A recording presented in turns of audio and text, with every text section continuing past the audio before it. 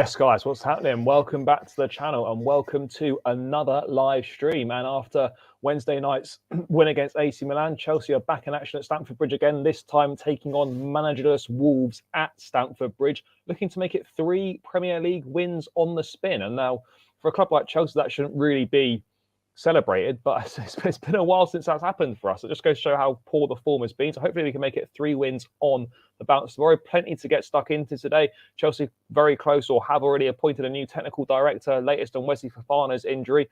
Plus Diego Costa's return to Stamford Bridge, and it's also his birthday today as well. So hopefully we can keep him quiet tomorrow. But yeah, plenty to get stuck into as always. George, thanks for being there as always, mate. Let's get stuck into it then.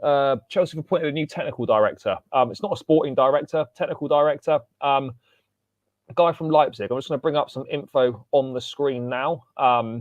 Let me just find it. Here we go. Broken by Matt Law today. Christopher Vivell will join Chelsea as technical director after he left RB Leipzig, where he is employed in the same role. Club met again with him this week. If you're putting two and two together like I am, you probably think that he was probably heavily involved in the Nkunku deal. What he's done is he's done us a solid here.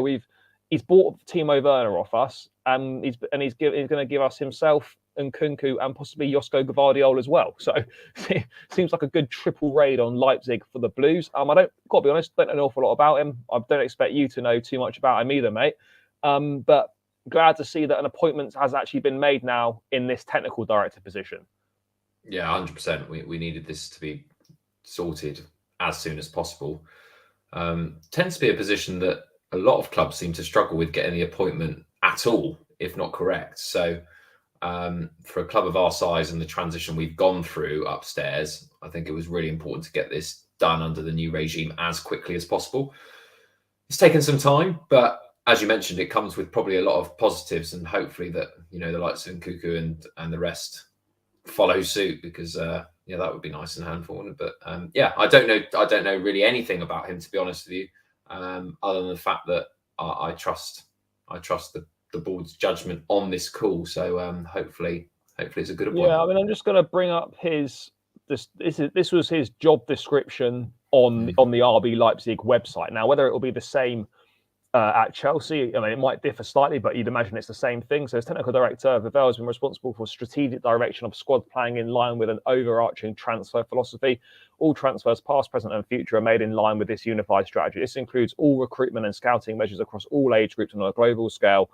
And he's responsible for the development and maintenance. So basically, it's kind of it's squad planning, strategic direction, etc. That's kind of basically what he's going to be coming in to do. It's a big job. I think it's one of those, mate, that people don't really think too much about it. They just say, we've got a technical director in. It's a big part of the success on the pitch, because ultimately they're kind of responsible for squad building, finding sort of the right players and whatnot, and kind of communicating across various departments. So it's one of the biggest jobs you can have off the pitch, I think, other than obviously the manager and the owner. But I mean, obviously, as a technical director, not sporting director. And Ben Jacobs has basically kind of gone through a bit of a thread here on Twitter, just explaining. So although Chelsea are holding talks with a number of candidates now for the sporting director role, Bowley is very comfortable staying as interim sporting director for as long as it takes. There's a chance he assumes the role into January. It's one option discussed. Christoph Freund was obviously the appointment that Chelsea really wanted. But Freund U-turned on that decision, and now Chelsea have been talking to multiple candidates, considering all options and, as importantly, timescales. Vivell's imminent arrival, coupled with recruitment specialist Carl McCaulkey, means that Chelsea aren't in as big a rush unless the right name presents itself. Obviously, considered Leeds Victor Orta, but nothing's advanced. And then they may decide to offer a candidate a role who can be in ready for January, or continue with Bowley in the short term. Chelsea could try again for Michael Edwards and just bridge the gap before he's willing to start. In rejecting the role, Edwards simply said timing wasn't right, but was blown away by the project. Talks continue now with many candidates, but it's not impossible Bowley just carries on. I mean, now that this technical director is in, and we've obviously got Carl McCauley from Brighton, kind of Potter's kind of recruitment guy, I guess it makes the sporting director role a little bit less pressing. Would you agree with that? Yeah, I would agree with that. I think certainly Graham Potter's men come first. He needs to get his own staff in what he wants. Ben Jacobs, very reliable source, as we well know, been on the podcast a few times, and probably not as pressing. Doesn't need to be immediate, but I think we need to be seen to be getting this appointment over the line as quickly as possible. And it was always been slightly uncomfortable about Todd Bowley kind of taking all roles. He kind of bulldozed his way in. Yes, up fronted the money, in charge of the club, but then probably took that step for me too far, where he thinks he can make all the decisions without knowing necessarily about football. I know that might sound a bit naive to say, considering how well he's done in other sports, but football is run very differently to other sports.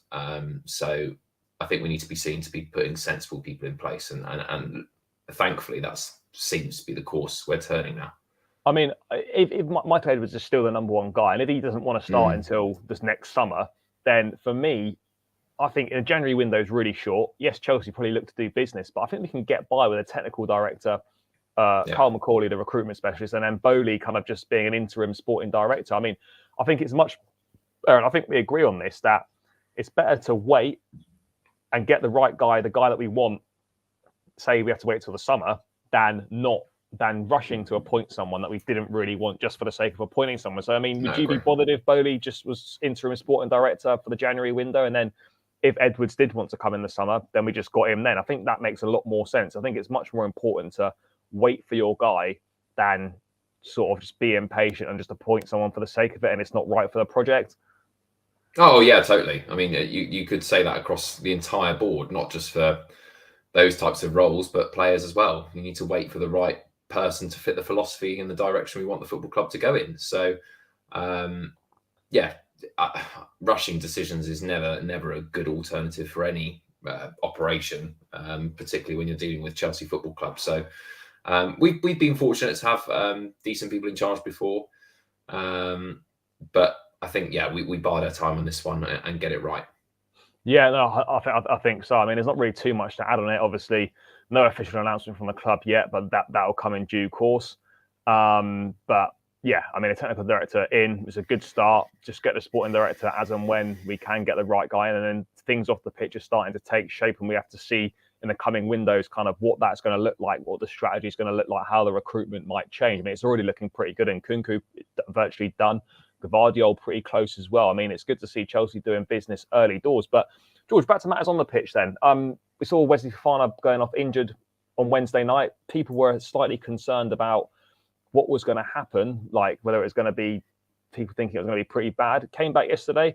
News out yesterday that sprained right knee, out for around 4 weeks, could be back sooner. Whilst not ideal, it's much better than a lot of people were fearing. I mean, obviously delighted with the news, but what do you think about him being out for 4 weeks? How big a blow is that, particularly with us playing midweek, weekend, midweek, weekend for the rest of this month and pretty much up to the World Cup? He's going to miss a sizable amount of games by being out for around a month. Yeah, it's not ideal, is it? We brought him in ideally to make an imprint on the first team. That's what he's been brought in for. Look, he didn't make the transfer fee, but by the magnitude of how much we, pursued him over the whole summer and then went above and beyond price-wise to get him, I think that tells a story in itself that he was part of the plans.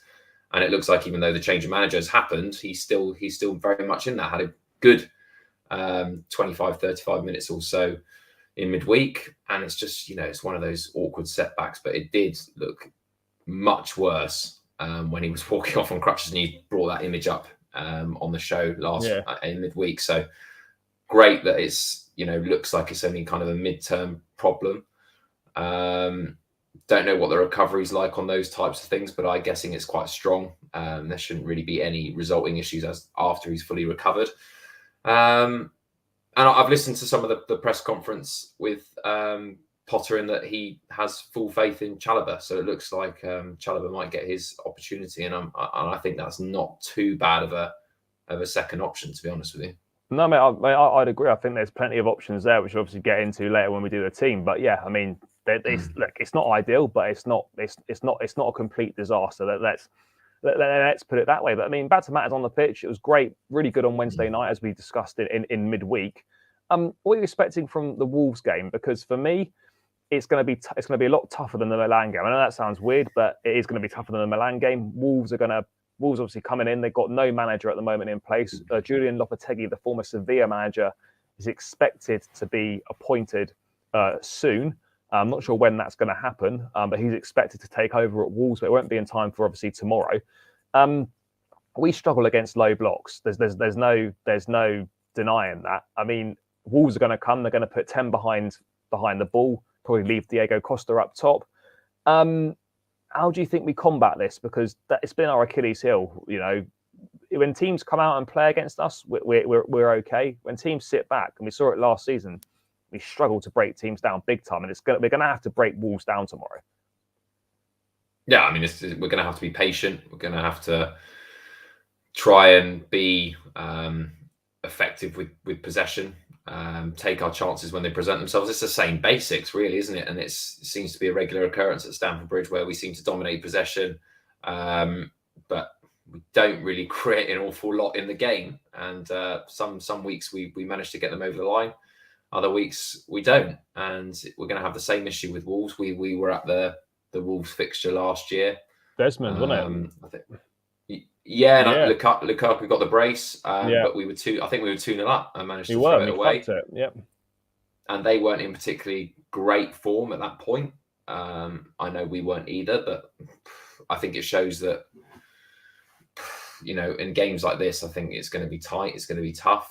It'd be interesting to see if Diego Costa does start, or whether again he's used as a sub as he was in the last game. But yeah, I do expect a tough one. And I agree. I don't think they'll be as poor as what AC Milan were in midweek. So hopefully we can use the midweek to give us much needed confidence boost going into this game and back it up with another win, because we do need to kind of get this home form rolling. I mean, mate, I'm just going to bring up our last 6 results against Wolves. I mean, it might surprise you to see that we haven't beaten Wolves in our last 4 games against them. Like no win since 1920 season, when obviously Lampard was here.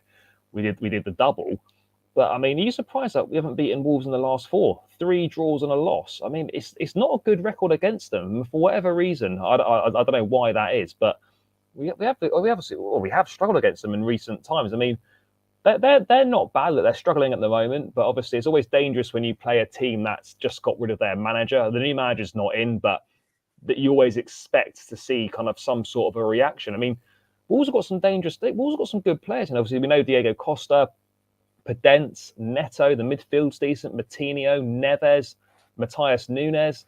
I mean, they've got some dangerous players, haven't they? Do you think they've got enough to cause us some problems tomorrow? Oh yeah, any Premier League team does, and especially a team that like you just reeled off the names there. I mean, there's some serious quality in there, and you make a really good point about, you know, it's much worse to play teams that have no manager, because I think all those issues that were probably there under the current regime have now gone, and you know, there's competitions for places again. Players will have that kind of pressure off their shoulders in a way, because they can express themselves with, you know, not knowing who's potentially coming in, and I think that's always a dangerous element to add to the mix. They've got nothing to lose coming away from home, but yeah, I think that 0-0 that we had, that was Thomas Tuchel's first game. I think that was one. You know, obviously we threw away the lead last season. You were at the away game. That was the COVID one, which should have been called off, and it wasn't. Yeah, we have. I mean, there are teams and trends that you tend to struggle against certain opposition, and they're becoming that. But I mean, I'm sure we'll get into our predictions, but. Yeah. It's going to be an interesting one. It will be an interesting one. It will be tricky. I mean, whilst we're on Wolves, Diego Costa returned to Stamford Bridge for the first time since he left. What sort of reception are you expecting him to get? Because obviously he didn't really get a chance to say goodbye to the fans, because Conte sent him a text and told him not to bother coming back for pre-season, and that was that. And we didn't see him again. I think he did really well for us. You know, 2 kind of 20-goal seasons to fire us to 2 Premier League titles. The fans love him. It should be a good reception, shouldn't it? Yeah, I'm expecting quite a good reception. I mean, you know, let's not forget, drove us to the title as well. Yeah, you're always going to get some sort of respect. Of course, he's not going to go down as a Chelsea legend or anything like this, but no. to be fair, one of the best strikers we've had in terms of just delivering the business in that season, particularly under Conte. I mean, just goals galore he was. But as soon as the whistle blows, it'll be back to probably him being his own boisterous self. He's a proper shithouse as well. Yeah, and the fans will get on his back as soon as the whistle goes. There's make no mistakes about that. He'll throw it, and he'll love it. He'll absolutely relish in it. I think he almost thrives off people booing him and wanting to prove doubters, and he'll smash into people, and he does it on purpose. He loves it, but that's why we loved him. I am surprised to see him back in the Premier League, because I honestly thought that he didn't pick up the language. I'm not saying that that's a given, but you just think he probably didn't settle as well. No, he does. No, he speaks perfect English, mate. JT, he just doesn't bother to give interviews. No, he doesn't. He doesn't like doing the media, so he just. Oh right, okay, my mistake. Mate, there's a few of them that do that. They speak English, but fine. But they don't want to do the interview, so they just pretend they can't. Fine, top shithouse then. Shithousing, isn't it? Yeah. Yeah, but okay, I didn't know that. I apologise, but yeah, we can speak English. Yeah. Okay, so yeah, that's total bollocks then. So you can ignore me on that one. It's going to be interesting, because he will cause problems for sure. But I mean, George, before we get into the game in a bit more detail, Graham Potter's 4th game in charge now. What have you made of his initial impact at Chelsea so far? Obviously, we had the 1-1 draw against Salzburg, the last-minute winner against Palace, and then we played really well against Milan. I mean, what have you made of his start? Because I think it's been pretty impressive, if we're being honest, given all the circumstances and whatnot that he came into. He's been in the job a month now. What are your early impressions? I know it's going to take time, but I think in each game we have gradually improved a bit. Yeah, from his first game. Yeah, yeah. I mentioned the term faultless on the last show, and I think, to be fair to him, he's come in very difficult circumstances where the club's still in a bit of a topsy-turvy events going on behind the scenes. Thomas Tuchel's really loved by the fans, regardless of what's happened upstairs. Never easy to fill those shoes, particularly with only the second person to win the Champions League at the club. But I think we forget, and you did touch on it in midweek, how big a job this is for him, and that he must be feeling the pressure that if he doesn't get this right, his reputation could be really damaged, because he'll be desperate. He'll be absolutely desperate to do well when he's presented with this big opportunity. So you've got to think that that's so much pressure on top of just delivering what he's doing. But I think the only question mark, and obviously you're not going to find this out in 4 games, is what type of identity at Chelsea Football Club, what philosophy are we playing? I don't see a style. I don't see a pattern of play that I'm like, that's how Graham Potter plays football yet. But obviously, very early days, and he's got new players to work with. But to be honest, you can't really fault it. I think we're not expecting fireworks with the performances, no. And you've mentioned it several times in your interviews post match and everything else. It's results, it's points over performances all day long at this time. Yeah, no, 100%, man. I do like what I'm seeing. I think he conducts himself very well. He's obviously a very intelligent guy, and I think he's made a good impact. Look, he's not going to suddenly change everything overnight, but you can see small patterns of play are starting to emerge, and you can see he's kind of got a clear idea. He wants the team to be comfortable in kind of multiple formations, switching between formations kind of a few times in a game. He's a progressive manager. I think it's exciting times ahead, but we've got patience is a big word in football, and you've got to be patient as fans, but full well when we start losing a few games, which we will, that patience and perspective seems to just kind of disappear. And it's important that we just got to keep our feet on the ground and just accept that, we're not where we're not. And the reality is that we're not going to be challenging like we used to for the time being. I'm not saying we can't win any trophies. So I think we're capable of doing it, but we've obviously just got to adjust those expectations and see how it goes. Nkunku is done football style pretty much. Just waiting. There'll be an official announcement on that probably next year, but that is pretty much done. Gvardiol, I think, is also close, but not as advanced as the Nkunku one. I'd agree. We do need Gvardiol because we do need to, as Hakeem says, we do need to replace Thiago Silva, who probably, let's be honest, it's going to be his last season. This season, you would expect. George, yeah. Were you expecting, obviously, with a massive game against Milan on Tuesday night and having just played Wednesday night as well? Do you think? I know managers say they always focus on the next game, on the game in hand, but do you think Potter's going to be looking ahead to Tuesday night in a San Siro with half an eye on that with his team selection for tomorrow, or do you think he'll just go strong regardless? Because it's got to be in the back of his mind, doesn't it?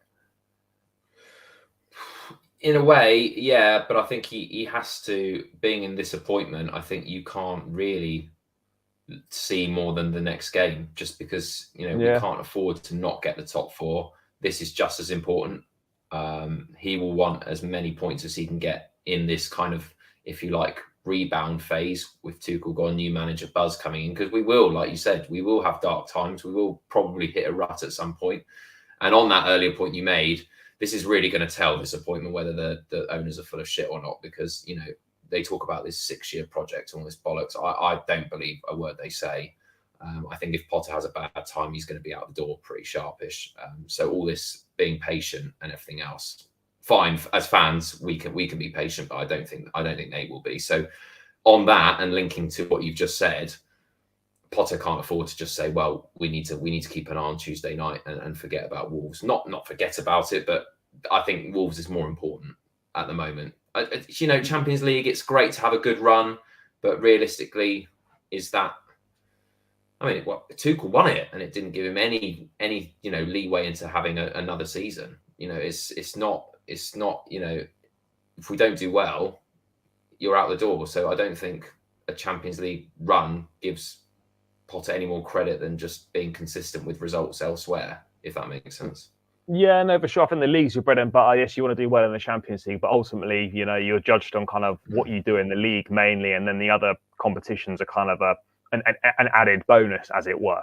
But yeah, I mean, it's going to be tricky, this game. I mean, how do you see us approaching it? Do you think we'll go sort of back 4, back 5? I mean, I might as well bring the team up on the team up on the screen now. We've seen back 4 against Palace. We've seen back 5 in both Champions League games.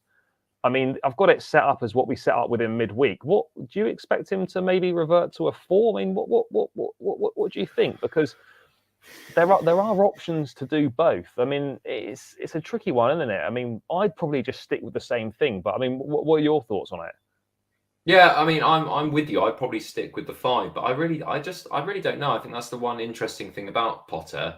Maybe he is approaching the Premier League game slightly different with a 4, and then in bigger games he might go with the 5. I really don't know, or whether he's just using this time to trial things and see what works, what doesn't work. You can't really argue against both working, because they did. I mean, I know Palace was last minute, but did work. I always prefer the 5 currently.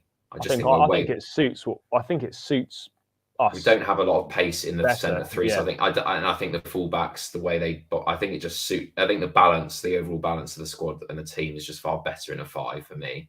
Yeah, I mean, just on the team news itself, Kante's still not ready, and obviously Fofana's out. But other than that, Cucurella's back; he's fully fit, and everyone else is available. Just on Kante, Potter was saying he doesn't want to take the risk of the welfare of players. I wanted to make sure the player is safe, ready to play consistently over a period of time. That's the key thing, isn't it? You don't want to just bring Kante back, does one game, injured again. You'd rather take a little bit extra time to make sure he's ready. But I mean, we discussed this before. Kante's injuries are a big concern now, because it's all very well having a top class midfield player, but if he never plays, there's no point having him. I mean, we've been very lucky that he's had such a great longevity of career at Chelsea without having any long-term injuries. And unfortunately, I think he's just burnt himself out, where he's just he's been so pivotal, pretty much, one of the first names on the team sheet for every manager that's managed him.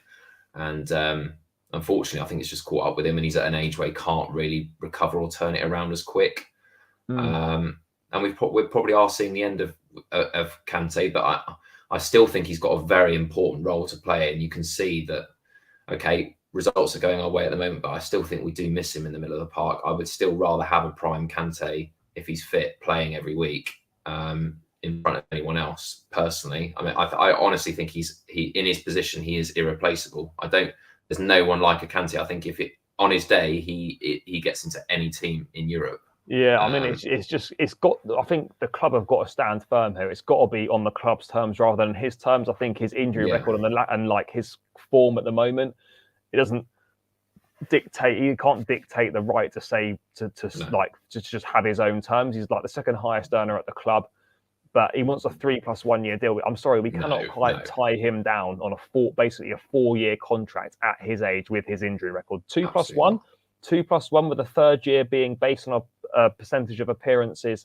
in the second year. I think we can work on that. He'd have to take a bit of a wage cut as well, I feel, but if he can agree to sort of favourable terms, I would keep him around. But if those are the terms he wants, and there's no room for negotiation there, then I'm happy to see him go. You know, we're linked with the likes of Jude Bellingham, Edson Alvarez, Declan Rice, etc. You know, there's going to be life after Kante, and if a Bellingham or an Alvarez and a Rice come in, and Kante goes, no one's going to be thinking about Kante. As harsh as that sounds, that's just the reality. Football moves on quickly, so. For me, keep him, but on the club's terms, not on his terms that he currently wants, because it's just ridiculous. But back to the task at hand, mate. Kepa been in goal every game Potter's been here. Obviously, 2 of those were through Mendy not being available. Mendy was available on Wednesday night for the Milan game, but he was on the bench. Do you expect Kepa to continue? Obviously, this is our team. I think continuity between the sticks is really important. I don't think Kepa's done anything wrong. Would you agree that Kepa should stay in, mate? Yeah, I completely agree. I think, like we said, I think he's probably that link, and he's the first player out, almost an extra outfield player. I think that's what Graham Potter likes to play, a bit better with his distribution. He hasn't put a foot wrong since he's come in. So I think Potter's also alluded to it in press conferences that changing it too much has perhaps added to the uncertainty and the conceding of goals. So I would expect Kepa to play again tomorrow. I mean, what do you think this means to Mendy though? Because he's been the number one keeper.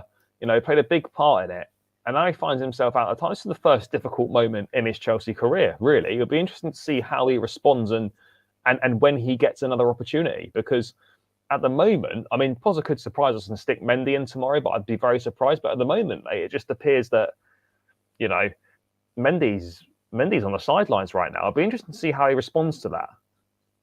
Well, I'll tell you how he needs to respond. He needs to look at how Kepa's responded. Yeah. The amount of times that he's been, put to the bench. Do you think his career at Chelsea's over and he's come back?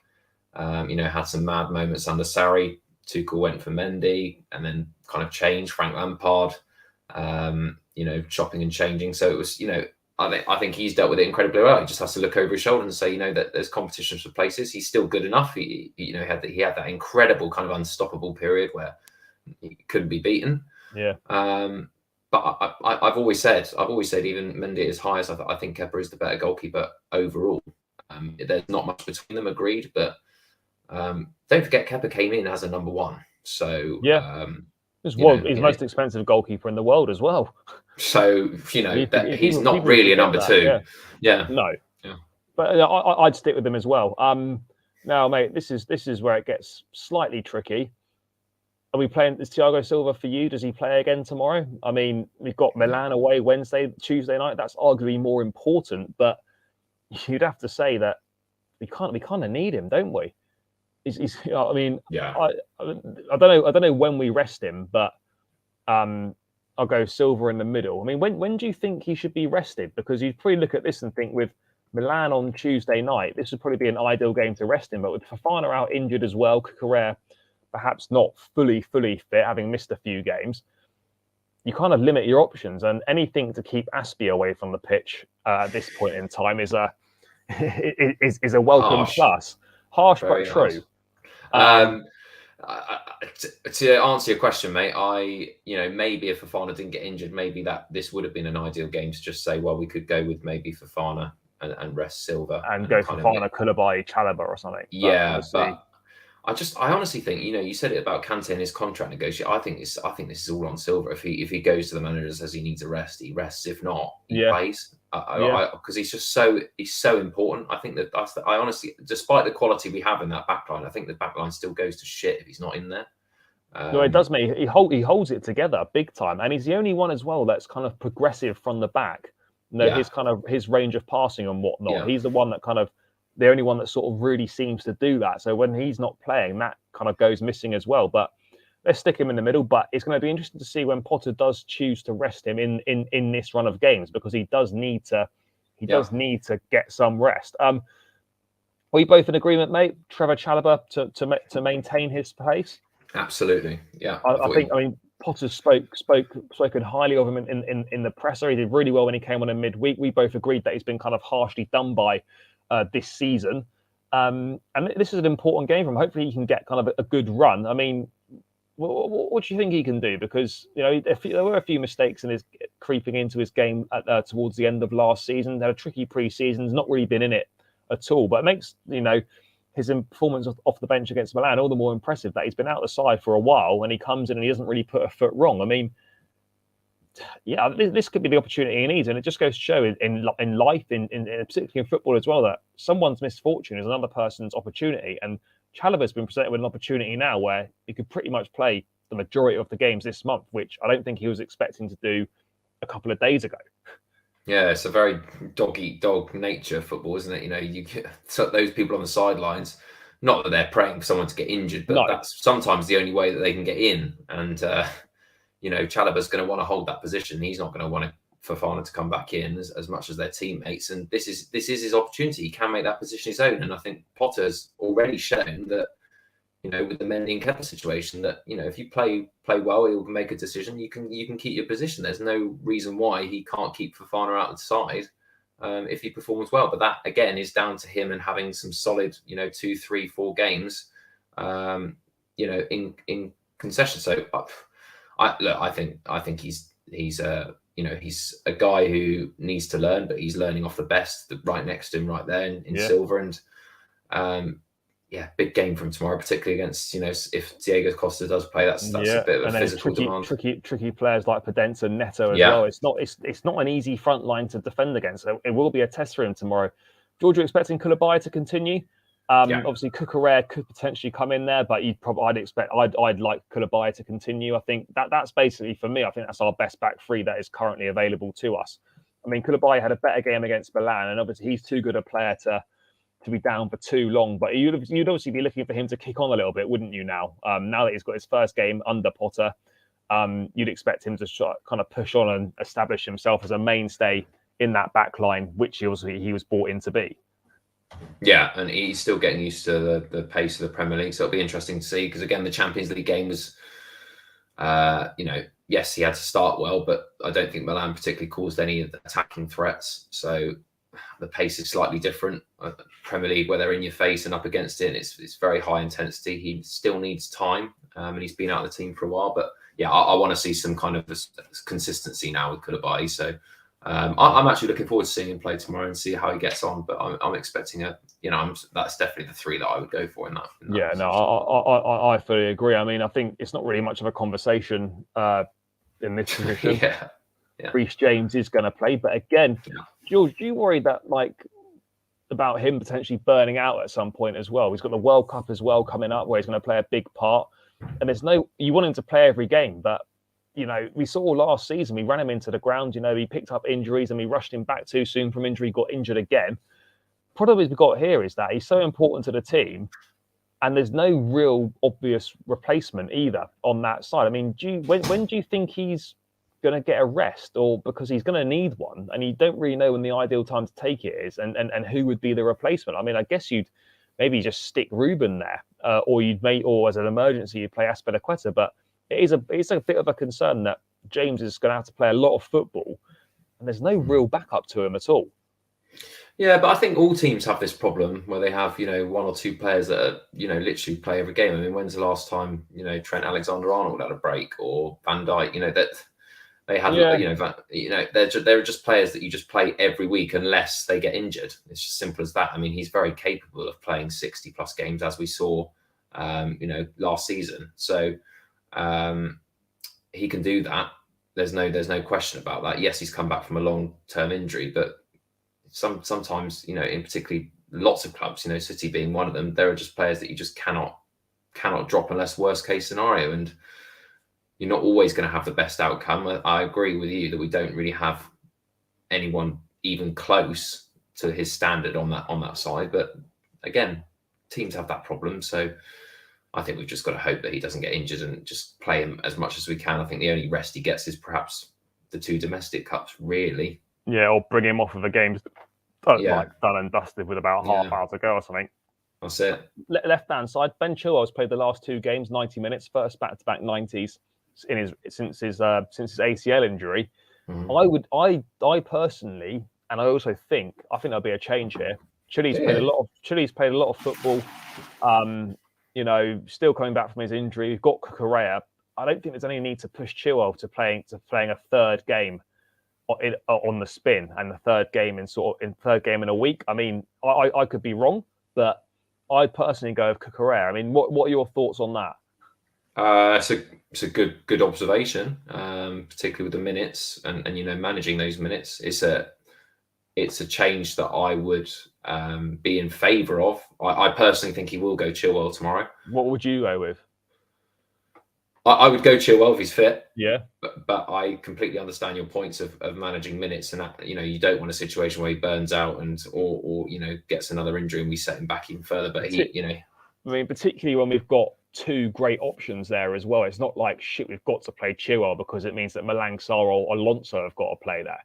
I'm happy to put Cucurella in there. That's no problem. Let's stick Cucurella in. Guys in the chat as well. Let's we can have a bit of a vote in here. Put who you'd go with, and we'll just go with the majority. Would you go Cucurella or Chilwell? Let us know in the chat now. I'm going to stick Cucurella in, but we could take him out if guys in the chat think differently. Yeah, we went through this earlier, Texas Blue. Yeah, we haven't got a great record against Wolves. It is quite surprising. We've got one for Cucurella here, but we'll move on. George, midfield pivot then, providing it's going to be that. We saw Jorginho coming off the bench in the week. Obviously, no Kante. Gallagher, not really a pivot position, but I mean, what do you think? Do you think stick with Kovacic and Loftus-Cheek again? I mean, Kova's another one that I slightly worry about playing a lot of minutes just because he's a bit fragile as well. I mean, what would you go with? I mean, I think Ruben has to play tomorrow. I'm gonna stick Loftus-Cheek in, considering how good he was against Milan. I think it makes sense for him to continue there. Gallagher for me isn't a pivot player, and I think Potter's realised that. Would you go Kova or would you bring Jorginho in? Because Kovacic has played a lot of football. It's a tricky one, isn't it? Because ideally you'd play Kovacic, but if you're thinking about the amount of minutes, the Milan game on Tuesday night, and how fragile he is, do you think we could see would you go Jorginho Loftus-Cheek, or would you stick with Kova? I would stick with Kova just as the same reasons I'd stick with Chilwell. But again, I get your points. It'll be interesting, and I think if he does go Cucurella and Jorginho, you've got your answer in terms of what he's been thinking about with looking ahead to Tuesday. I mean, there's absolutely no doubt if he does that, he's looking ahead to Tuesday. But I think Kovacic, again, similar to what we discussed earlier about Silva and Kante, I think if he's fit, he needs to play because he's so vital alongside someone who, yes, Loftus-Cheek had an incredible game in midweek, but he needs that experience alongside him to emulate his performance. So, and I agree with the Gallagher thing. He's obviously scored the winner last weekend in the league. He's playing higher up the pitch when he comes on. And I think he's better when he's got that freedom where perhaps the opposition are a little bit tired and stretched, and he's got that space. So for me, I think that's the two that we go with. Yeah, for sure. I mean, looking at these two behind, which we think is probably going to be Aubameyang, we'll get there in a sec. Yeah. Kai Havertz dropped to the bench. Would you expect him to come back in? I mean, personally, for me, I know I'd slated Mount a little bit in the build-up to the Milan game, but he had a good game. Would you expect Mount to continue there? Would you keep Mount there? I mean, I probably would, just based. I mean, we've got Christian Pulisic potentially. I don't think Hakim Ziyech is going to really play for Chelsea in the foreseeable future. Is completely out of favour. But realistically, mate, you've got Mount, Havertz, and Sterling for those three positions. Yeah, or Gallagher. I mean, I think this is a sort of game that Conor Gallagher would start in, but you'd have to go 3-5-2. Yeah, it was exactly that. So that's why I wouldn't be picking Gallagher. But if it was, would you stick with Mason Mount on that right? Or would you bring Kai Havertz back in? I mean, personally, I'd probably stick with Mount. I'd stick with Mount. I think he did enough in midweek, and again, I can't justify bringing Havertz in at the moment. Mate, when do you think Christian Pulisic is going to get an opportunity if he does actually get one? Because we saw him come off the bench against Palace, provide the assist for Gallagher. I mean, I think it's quite a kick in the teeth that he was of like 5 subs in midweek and he wasn't used. I mean, that considering the game was done and dusted, that was quite something. I mean, I think if he's not involved in this game, then there's clearly an issue there that that he's obviously not not really got much of a future at Chelsea. I mean, do you think there's a possibility that he could start? I mean, I would suggest it unlikely, but Unlikely, where do you stand on him? Do you think his time at the club's done now? I think it's very much heading towards that way. Heading towards it without question, but it's a shame because I do think, unlike Havertz and certainly Ziyech, I think Pulisic has got the right attitude. Is very talented, but talent only stretches you so far, and it just hasn't clicked. He's been a bit unlucky with injuries and the like, but again, those excuses run pretty thin. I just expected so much more from Pulisic. I do feel sorry for him in a way. I'm not sure we found the greatest chemistry of what we're looking for in that front three. But I don't know. I'm very unlikely that he starts tomorrow. I think Sterling again is one of those players that if he's fit, he's going to play, isn't he? So yeah, you'd think so. I mean, you were just touching him there, Sterling, to stay on that left hand side. I think for me, mate, he's the one that starts every game. I think it's that obvious, really. He's our only real creative outlet that does, that's been fairly consistently gets the, he creates the chance, even though he's perhaps not, maybe making the right decision all the time. I think he's our main creative outlet, isn't he, at the moment? Yeah, well, yeah, he is. I mean, you take his output out of the attack, and it's slim pickings. Havertz has got one goal. Havertz has got one goal in his last 10 games. That's awful. I don't care what anyone says. No one can defend that. One goal in your last 10 when you're playing in the final third of the pitch. That's unacceptable. But yeah, you look at anything. Maybe Gallagher could play in one of those positions, but you probably wouldn't. So you probably stick with the same front three. I mean, George, go with Aubameyang again. He's banging form, 2 goals in 2. Would you expect him to continue scoring tomorrow? I mean, you probably think realistically, unless it's a set piece, he's really going to be the main source of goals. Definitely, I'd love to see him get on the score sheet again. I don't care how it goes in, as we explained in our previous show, but that was one position that I thought maybe you could give Brozier a little go because of Aubameyang's age and because he has been playing a lot of games. But then can you take out a player? We're finally getting a striker scoring goals. This is it, mate. Particularly with the striker as well. If you're in form and you've scored in back-to-back games, you stay. You're gonna want to keep playing, and as harsh as it is, because I think Brozier does deserve opportunities. It probably isn't going to happen. I think Brozier, if they do swap Aubameyang, I think he probably gets, depending on how the game's going, I think he does get more minutes tomorrow than he did in midweek. Oh yeah, no, Brozier will play tomorrow at some point, I would imagine, depending on either way on how the game's going. I think Brozier will get minutes off the bench, but as you say, Aubameyang's in form.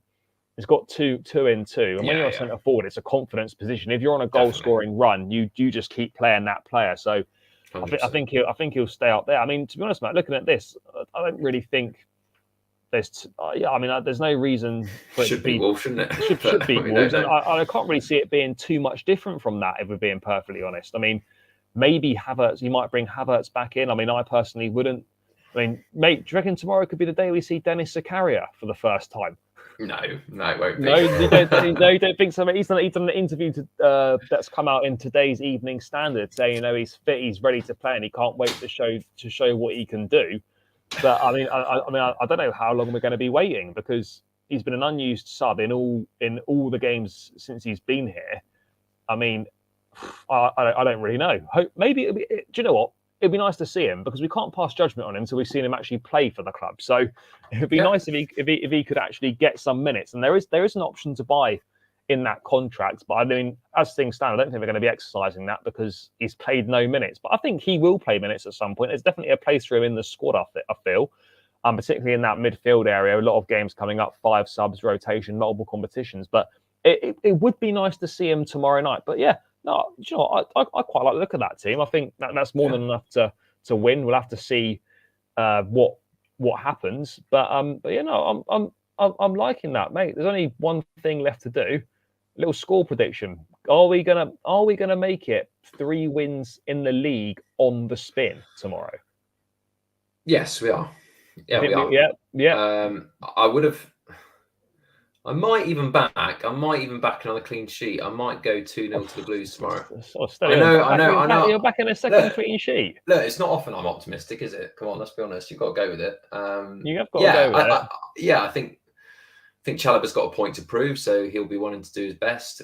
The other two don't need to talk about. I think Kepa's been quite solid, and I think if we keep the similar sort of lineup that we played against AC Milan, yes, Wolves are going to cause probably better threat than AC Milan did, but I think we're on a bit of a roll. It's even mad saying that, isn't it? That Wolves are going to pose more of a threat than AC Milan did. But yeah, I know. But honestly, I do think we're in a good place at the moment, and I think Aubameyang, I would probably expect him to score again tomorrow. Yeah, it's going to be difficult, but I think,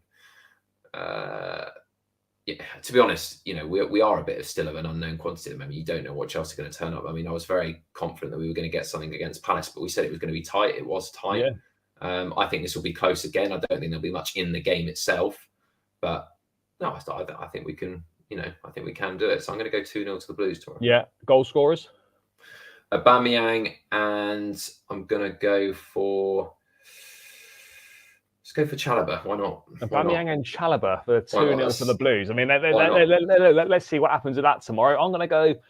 I actually do think we're going to win this game. I'm going to go 2-1. I think it will be close, and I wouldn't be surprised if we went a goal down. If I'm Costa with a late birthday present for himself, or mate, I think it's almost guaranteed that Costa scores tomorrow. But yeah, I think it is. I think it's almost written that. I reckon definitely a booking. Oh mate, a booking. On it, basically, what will probably happen is Costa will probably score, and then he'll be sent off.